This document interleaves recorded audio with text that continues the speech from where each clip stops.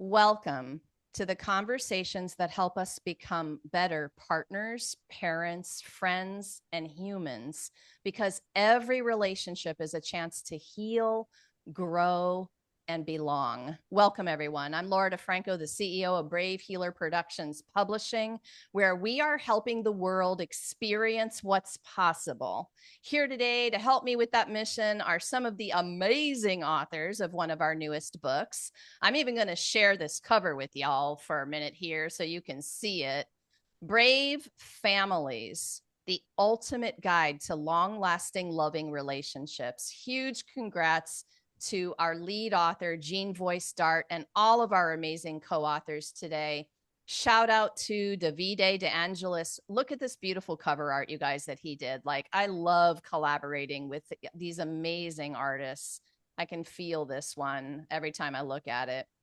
And I have a really big thank you to move out to Jean Voice Dart. Jean, you had such a big mission and vision for this project. Thank you so much for everything that you've put into it. I am honored to be here helping you with this. You gathered a stellar group of amazing expert co-authors to help you with a pretty darn big topic, an important one. And we're excited to be here talking about it. I've got some cool people in my Zoom room, you guys. So Sherman and Semise Daley help disconnected Christian couples rebuild trust, intimacy, and connection. So their marriage doesn't just survive, it's restored to thriving. Chris Bystriansky is with me. He's an author, attorney, Ironman triathlete, and creator of 2 programs to help families grow wealth, improve health, and increase their impact on the world. And Jennifer Lauren Burkhart is here. She's a founder of Intuit Love, a holistic therapist, healer, and lineage clearing specialist dedicated to helping families transcend trauma and return to their natural state of awareness. Oh my goodness. Holy cannoli. You guys are amazing. I can't wait to talk to you. Okay, Sherman and Semise, let's start it off with you. Can you give us a little bit about the why behind your chapter that you wrote for Brave Families? That's a good question. I tell you, my biggest why was a result of the state of where we are in time. It's in a day and age where people struggle in their marriages and they struggle to make the relationship work. And there's a lot of fears or worry. Will we make it? Can we last? How do we deal with these challenges?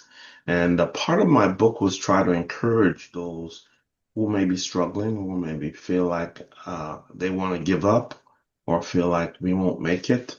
So that was my objective, to try and encourage those who are in that space to realize you can make it. There is a way to go through this. It may be difficult, but it can be done. It's a beautiful objective. This is such an important topic for people. And, you know, if they're listening and they're struggling, and I really enjoyed reading through your chapter because I could feel the passion you both have for the topic. And, you know, gave me a little bit of goosebumps because some of the things that you're helping people with are total game changers, like can really bring people back together.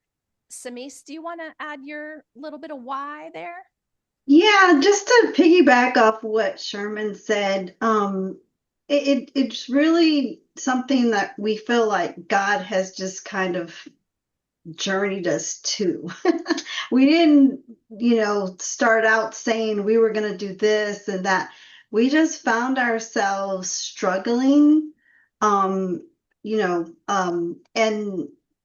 the journey has been just God driven. We just feel a passion to help others. When we needed help, we couldn't find it. So our passion is to help others to navigate and to flourish and not feel like it's the end. Marriages are under attack. It's so difficult in this day and age, like Sherman said. But there is hope. It takes work, but there is hope. And so we are just extremely proud to be part of this book. It's a wonderful, collection by so many awesome authors. So we're just honored and privileged to be here. Thank you, Semise. You guys, you're just making me think about the topic in general. You guys really kind of go beyond like couples therapy. Like we're talking about something a little different. Would one of you comment on what you think is that one thing you want people to know about the difference and how you approach it? Like if I was coming into this maybe first baby step, what would it be? I would say the thing that we'd love people to get, I think an analogy of sports is good. Um, when you're an athlete, you have to train, you have to do things if you want to go for the Olympics or whatever. You have to train, you have to develop skills. And we don't think of marriage that way. We think we have this dream that we get in and everything works flawlessly. And in reality, there are skills you got to learn in marriage. And in order for it to be long lasting, you have to develop certain skills, certain attitudes, certain ways of acting, of caring, of understanding. And unfortunately, we default to the habits and the skills that we grew up with in our families. So if you grew up in a family where it was a lot of turmoil, you probably won't have a lot of good examples to draw from. So you may pull from what you've seen your friends or family do, but the challenge is what we've all been taught. And if you don't have a good background, chances of you having a good relationship is slim to none. So, we find that most of the people who have divorce came from divorced families. There are examples, and then you have long-lasting, strong family bonds where your parents were long-lasting. They did it for a long time. You saw the examples, to stick it out. Um, things don't fall apart. It may look bad, but you can work through it. But so I think the biggest thing I want to tell people is it's skills.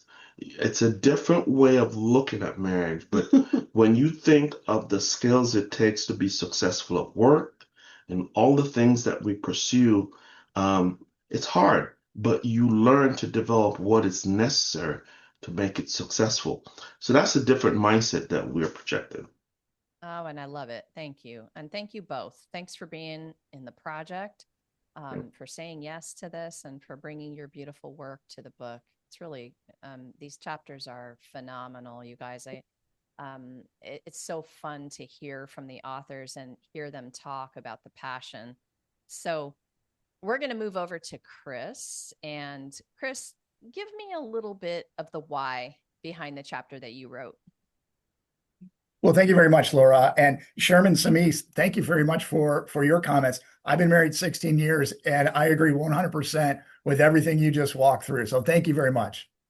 But my story, my background, and the why I put together my chapter is that I didn't want my daughters to go through the same sacrifices, go through the same struggles that I went through developing my formal education, growing my corporate career, and then being subject to the whims of the corporate management, because I've been through 2 layoffs. And after working so many years, 15 years in a corporate world, to just be laid off with basically nothing from the company, I didn't want my kids to go through that. So I wanted to come up with a way to teach my kids from a young age different ways to make money rather than the traditional way of going to school, getting a good education, getting a job with a company, and working the rest of your life to fund that 401k retirement plan and buy the house and buy the car. There are many different ways that people can use to grow wealth, increase their income, to live the life they want, and spend their time the way they want with their loved ones, with their parents, with their kids, and really have a more fulfilling and active life rather than the traditional path. So my focus was, how do I teach my daughters advanced financial lessons early on? And it's very difficult to teach financial concepts to anyone, let alone kids. So I came up with a simulation that I did with my daughter when she was starting when she was 6 years old, just around the house, to teach her different ways to think about creating money and income. And it's been 5, 6 years since that time. And her mind has expanded and she's thinking about other ways of making money rather than just going to that job and trading her time for a set amount of money. Because we all know that costs of living are rising much faster than wages or salaries. And we're at a disadvantage if we don't take additional steps to train ourselves and train our kids so that we can be prepared. Oh my gosh, this topic. I love what you have created in this topic and the inspiration you give to parents to go ahead and educate early, because I think it wasn't until my adulthood, and I don't even know at that point if I was getting much education either, because there was a generation of parents who were doing exactly what you said earlier, because that's what they were taught. And there wasn't any of this wealth education coming down the line there, right? But so I love, it's like you're stopping the pattern and you're just saying, no, like this is what we can do. This is how we can educate our kids, get them this information, like you said, allow their minds to expand about it. What else do you want us to know about this topic?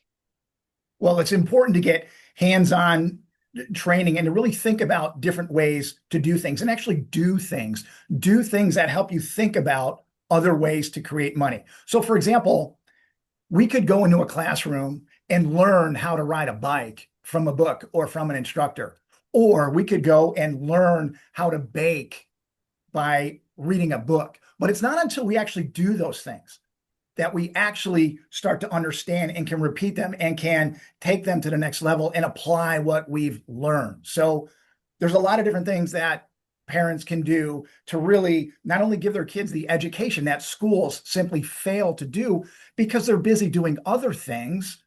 I think this is too much of an ask of the formal education process to give our kids the education on how to make money.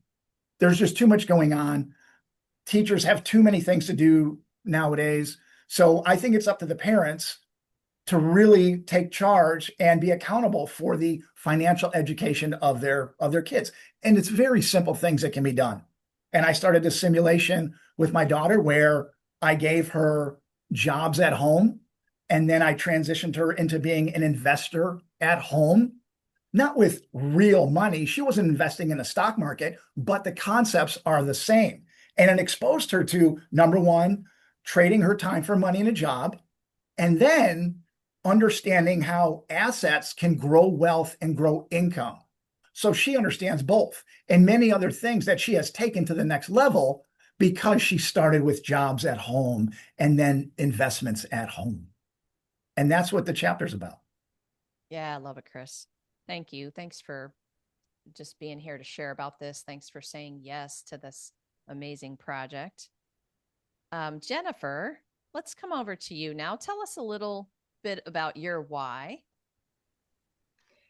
Well, Laura, thank you so much. I really am excited to be here with everyone. And so far with Sherman, Semise, and Chris, and everything that you've all brought up, it really just all hits home for me. I'm not sure, you know, what more can we give except for like a really nice stable home life that that everybody here is is really bringing forth. Like I wish I had the parents that stayed together, and I wish I had the financial backing where I could have received that education when I was younger. And the reason why I brought this chapter to this book is because of the struggles like that I've gone through as a child, and then watching as a therapist, all the different facets that children and families go through. I have 2 children of my own that one was born with a physical disability, And then I have another one who developed a disability in his spine, scoliosis, later on in life. And I couldn't deny that there was a link between the two, that, you know, my first son who was born with spina bifida, and then my second son who was born with, you know, his brother, born like 23 months apart, has scoliosis later. And, you know, I had to do a lot of deep internal understandings of not only where I came from, and the hurts and wrongs that were within my entire family and lineage, really come to a deeper understanding of where they came from and the compassion around it, and just a complete acceptance of it, and really feel all of it, just the power and intensity of it to keep somebody where they are, and to feel like there is no way out, or there is not a way through to the other side. And so many of us have this perceived notion that once you have a diagnosis, or there's a predetermination on what is possible, that we are to stay with that expectation. And so through my own search, I was already a therapist at the time, trying to figure out, you know, what more was there? What more is there? What I had to find and go through is I had to go really deep within myself, and I still am doing it today, to really understand, you know, where all of this came from, and how important it is to go back to the original creation of when it happened. And healing is multifaceted. There's no one exact way to go about it. And through these experiences of my own healing that has needed to happen, the experiences of my sons, I have found that the more that we can keep presence and really allow ourselves to go through our own process, the more that's going to benefit everyone. And we kind of just break these patterns, or these loops that everyone is rising up from here. Like, everybody has a story here, and everybody has a purpose. And if we can find our purpose in shifting these loops, or these trauma loops that we call it in the work that I do, if we can shift those and rise out of them, then we are really contributing back into society and really making this place amazing for everybody. And so we all keep vibrationally shifting and elevating. And so why I did this was just to get to that root understanding of how important it is for all of us to go back to, like, the very beginning of when this all started for each of us. And for me, it was really going back to my mother's womb, like all the things that she brought in, and all the things that my father brought in, and the combination of their energies coming together, and all the things that didn't exactly get resolved with them, that was passed on to me. And then I came into something with my husband, and then I have these beautiful children that I'm watching are going through certain things within themselves, and struggles and unanswered questions, and almost like you kind of see behind the veils, like, why does this keep happening, and why does this look so similar to what, you know, I see my mom went through, or you know, why does scoliosis run in a family, or why do these things happen? And I just had to really stop and go, gosh, you know, we're all so connected, and we have a responsibility to heal. We have a responsibility to give back, and to really look at ourselves and be present, and really help ourselves be the best version that we can be, so that not only we're inspiring, but we're all looking at each other and going, yeah, what is our purpose? What is the greater purpose here?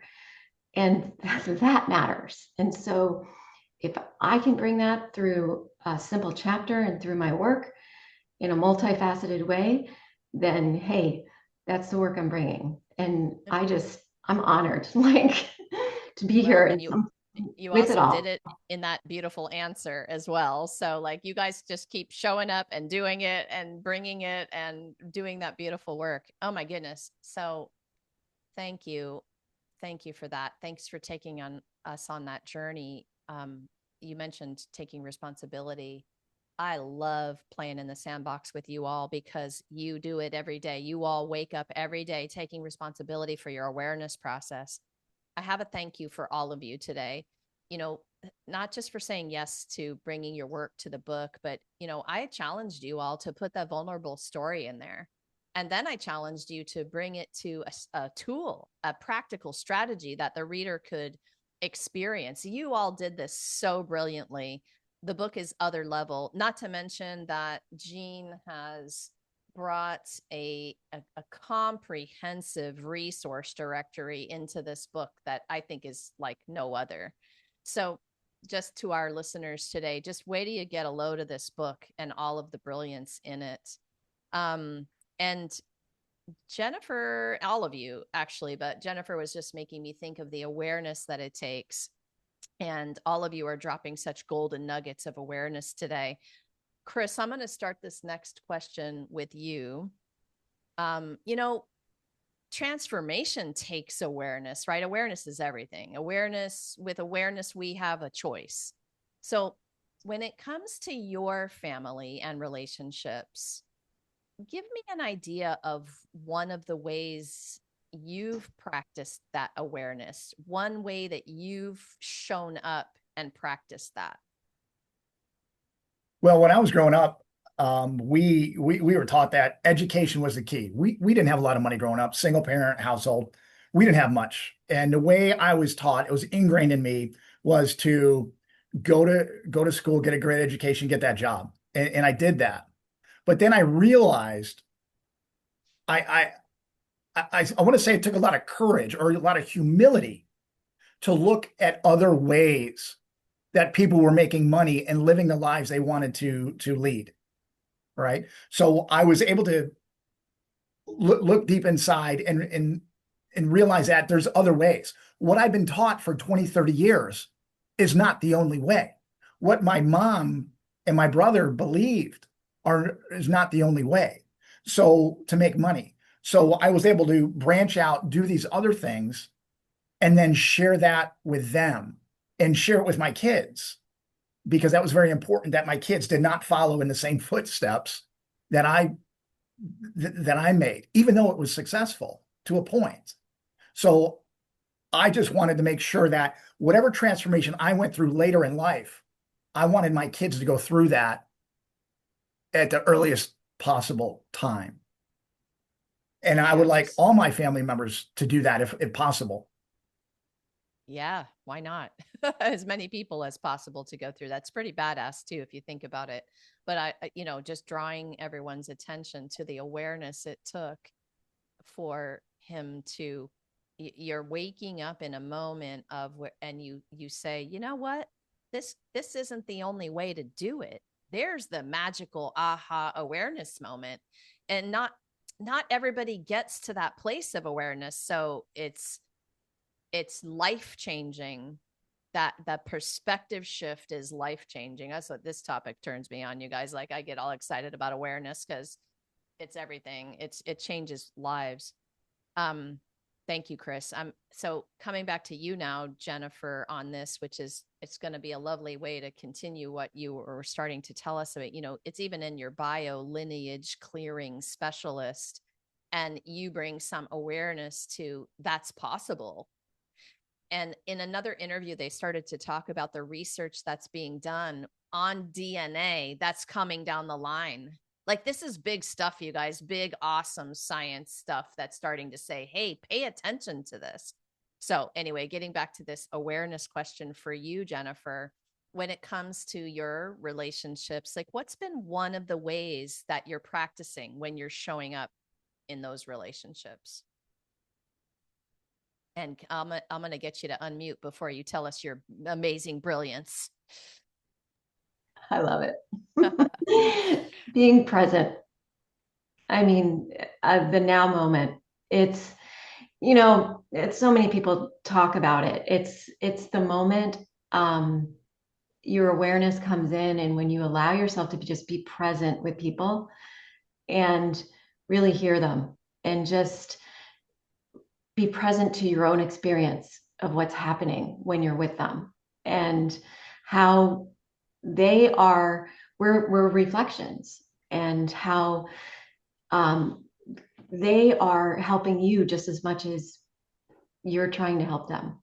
And that awareness, as we move back into this deeper understanding of how we're all connected, and the research, as you so beautifully mentioned, that's coming down the line. It's in energetic, in I have a lot of practices behind me on purpose, because my purpose was to look at all aspects of this and the ancestors and everything that came before us. I mean, everything that we're doing. I mean, we're going to be talked about as coming before others later, right? So, everything matters. Like the awareness, the presence. How can I make myself a better version of who I already am today? And how can I refine? And so we make mistakes. I make mistakes all the time. Never perfect. And if I can be present in those mistakes and shift instead of being a lot of the things that were shown to me, like, Chris so eloquently said, it's just that, where can I be better? And where can I come into that presence of honoring my ancestors, understanding where these things came from, how we can't deny physically, mentally, emotionally, spiritually, that there's repeated patterns. Can we shift them? Can we bring them back into the eye of the storm with awareness instead of living in these polarities? That's it. I love it, Jennifer. I mean, think about that awareness. If more people just paused and said, well, how can I come to this better? How could I be better? And, believe me, not every human is asking that question of themselves. So it's pretty a big deal to have the moment where you've paused and asked the question. I think curiosity is an awareness superpower. And so when we can drop back into curiosity about things, that kind of awareness is also life-changing. Okay, so Semise, you want to kick this question off first, the awareness question? So when it comes to your relationships, what's been one way that you can help us get that little window into your day-to-day practice? Gosh, what a loaded question. And just, Chris and Jennifer are just, it's so much in sync, right? For us and our looking at it from a marriage perspective, we've just gained so much knowledge and just had to learn, like Sherman said, how to do marriage, the skills, right? Just like any thing you perform, anything you do, you do have to think about where you are, where you're starting. You get help along the way. Even professional athletes have coaches. We're the coaches, right? But the player has to think about what is the body alignment? What is my alignment? What is my mindset? And so we've taken from a lot of different philosophies and authors and experts in relationships. And one of the things that is really prominent is, and it's kind of what Chris and Jennifer were saying, where are you? What are you starting with? As far as marriage, it's more about, my marriage is more about how do I handle things? What's going on inside of me that is sometimes triggering, if we're in arguments, continued cycles going back and forth with the same old thing. I have to stop and think, what's going on in me? What's happening inside of me? Where does this come from? Why does this trigger me? So that's one of the biggest things I think we try to help couples slow time down. And that's the thing, being present and analyzing what's happening. Why is this creating this feeling? And why am I responding that way? Is it because that's what I was taught? Is that what was modeled to me? And how's that serving me now? So it's this, yeah, the awareness is huge. And bringing it to real time. And what is it that I need to do? Did I leave out anything? Yeah, it's such a complex and I think just enlightening way of looking at it. And for as an individual, but then it's definitely necessary for relationships because what are you bringing forth and why is it coming forth the way it is, and then are you present for the other person? Are you allowing them to be themselves and go through a discovery, and are you helping them be curious about what they're going through, and are you curious about what they're going through? Yeah. Sherman, you want to add anything? Yeah, I'll add to that a scripture that kind of rides behind a lot of what we do is Hosea 4:6 that talks about where God says to the people of Israel that they're perishing because of lack of knowledge. Hmm. And then it goes on to say they lack knowledge because they've rejected knowledge. And we're in an information age where there is so much information. And one of the big things is a lot of people, after they leave college or after they leave school, they never read a book. They don't go and gain more knowledge. And a lot of what we're talking about here about being awareness is learning. We're in a world where there's so much information, and you don't know what you don't know. And Until that you know it. until you know it. And it's kind of like what we're talking about. Chris talked about that, he learned something different that he's teaching his children. Jennifer talked about the awareness about what's been. We all have to be willing to learn about what we don't know. And people get comfortable in our culture. We get comfortable with circumstances. We were designed to grow. We were designed to grow, and when you aren't growing mentally, has an impact on you. Um, and I guess what we're all saying is that be aware of the things or the areas in your life personally that you need to change and grow because that's what's going to make you better. That's what's going to make you happy. It's going to give you the fulfillment that we're all looking for. Yes, thank you for that. You are all so amazing. Lifetimes worth of experiences, knowledge, the way that you bring your work to the world with your hearts. I mean, I can feel it. I can feel it from you all. I can feel it from every author in this book. I want to finish up today with a question to help people understand your work and specifically the tool that you're bringing to the book, and really just give everyone kind of that last words kind of message, what you really want them to know today about this. Jennifer, what's this most important thing you want people to know about miracles being our natural state? Yeah, Laura, I love that question, right? And um, our origination, where we came from, is miraculous. And think about how we're created, right? There's like an implantation of energy coming from mom and dad, and it becomes implanted within a womb, and it's a womb of creation.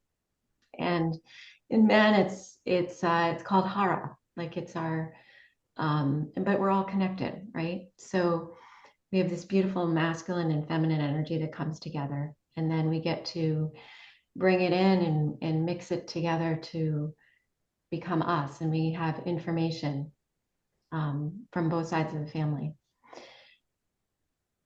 And this tool, the tool that, you know, I chose to bring in was one aspect of that. Like if we are able to go back to our mother's womb and just see all of the programming and everything that came in and everything that made us up, and kind of like go back and dismantle it all, and anything that's needing to be healed, to be healed and made whole.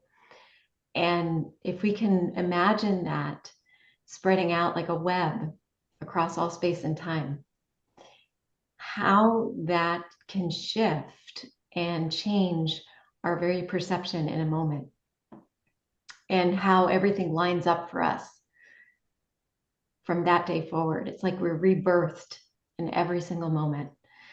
And that is the miracle. Like if we all are able to just stop, breathe into the moment, shift it right there and feel it, that's like a return to your authentic self, that place where you came from. And that's the womb. That's the point of creation. So we all have these inspiring techniques.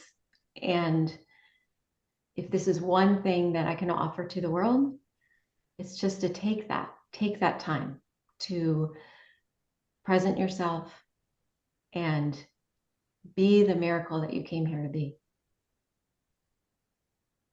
Jennifer, these are no small potatoes tools you got. Like we just went right to the source of creation. Like, think about this for a second. This is such big topics, and really awesome. Again, one read experience through a chapter, a tool like Jennifer's, Chris's, Sherman and Semise, like one read through, one experience may just change everything. Like this is that powerful. Sherman and Semise, what's the most important thing you want to leave people with about how to restore a marriage? Okay. I'll start here. I have to say this. The biggest thing that you need to catch is you got to be willing to have it. I mean, it starts with a desire. And in my life, I went to God and struggled, and I heard I need to learn. I need to understand my wife. And we're in a world where men are told you can't understand women, and women told that they already understand man, and neither is true. And that's part of the problem. The mantra that we're being taught doesn't fit the reality of our circumstances. And the truth is, like anything else, whatever relationship you're in, it can succeed. It will require for you to take some steps that's uncomfortable, take some steps that you don't like, but it can't be resolved. It can be resolved. Most of the times where everybody tells you, oh, just give up. Okay. But in life, everything that you pursue and achieve, you've had to work through it. You've had to learn certain things. Marriage is no different. It's a marathon. It's not a sprint. You're gonna hit bumps, you're gonna hit problems, and that's normal. But as you grow through each one, you overcome each one, the bond grows closer. And conflicts were never designed to tear you apart. They were designed to show you, hey, we're disconnected here. We're not in sync here. And every place in your relationship where there is no conflict, it's great. It's where you're out of sync that the conflict is. And when you work through those conflicts, things go back to being great. And a lot of people think because there's problems that it's over or we can't make it. No. The problems just show you there's an issue here. And what I want to say to people, take the time, learn, okay? We've been having millions of marriages since time on this earth. Believe me, there's things out there that you don't know that can make your marriage great, but you just don't know. And if you don't go looking, you'll never find out. So whatever it is, I guarantee you, whatever relationship issue you're facing, there's a solution for it. You just don't know what it is. So I encourage you and ask God. He's got an answer for everything that you pursue. Very inspiring. Semise, how do you want to close that out? Yeah, it's just we love when couples come in and you see the disconnect. You can see it. It is tangible. They come in like backs to each other and not wanting to touch. And then we hear their story. We do rely on a lot of heavenly intervention because sometimes it seems hopeless, but there is nothing that is hopeless with God. He says, come to him, ask. We have not because we ask not, right? And it's just so rewarding to see after talking with us, having a session, going through what's their biggest thing at the moment. They leave, and I think, gosh, maybe 99% leave saying, I feel like there's hope. And there is hope. And there is hope because, you know, like Sherman said, marriage isn't new. There's been struggles. There have been, you know, challenges, but the best marriages have certain things that they're doing. And that's where we try to help discover. And so if it just, it's, I think the takeaway here is don't try to do it alone. Get help. You know, if one section, because we've gone through coaches, we still get coached. The coaches get coached. But there's help. And if there's a desire to have a fulfilling marriage, a fulfilling relationship, then that's a beginning of something that people can take and turn it into something beautiful. Thank you, Semise. All right, Chris, tell us the most important thing you want us to know about that family wealth creation. Well, we all want to make money, and it's not out of greed. It's not out of greed that we want to make more money. We need to provide for ourselves and for our families. And we also, by making money, it gives us the opportunity to spend our time and energy and resources to help those around us. How much better can we make our family? How much better can we make our neighbors? How much better can we make our community? And we have gifts. All of us have gifts that we're either using or we're not. And if we have the opportunity to tap into the gifts that we have, to pursue opportunities that help create more value, not only for us, but for other people as well. And then we could turn that into the ability to share more with those that we love and in our community. Then we should take that opportunity. And we're all going to learn to make money in one way or another, whether that's to go get a job to provide for ourselves or to create income in other ways. And maybe we're doing it when we're 10 years old with a lemonade stand, or maybe we're doing it way too late when we're 60, 70, 80 years old, when we don't have the benefit of time to compound our knowledge into greater wealth to help people. So if we're going to learn about money, let's learn skills that can actually help us, and let's learn them as early as possible in life. I love it. I love it. I love it. I have a favorite money mantra. I love having enough money, time, energy, and resources to generously take care of myself and everyone I love and serve. And I love the feeling of a statement like that includes money because, to be able to serve in a bigger way takes money sometimes, but it also takes all the other things. Chris, oh my goodness, Jennifer, Sherman, Semise, thank you so much for what you all do in the world. Thank you for being here today to share it with everyone. This is way more than a book. This is a very generous community. And maybe you heard something today that one of them said that's just giving you the goosebumps, or you've got a question, or maybe you need support in one of these ways. Please come on down into the show notes. I have everybody here hooked up with their websites.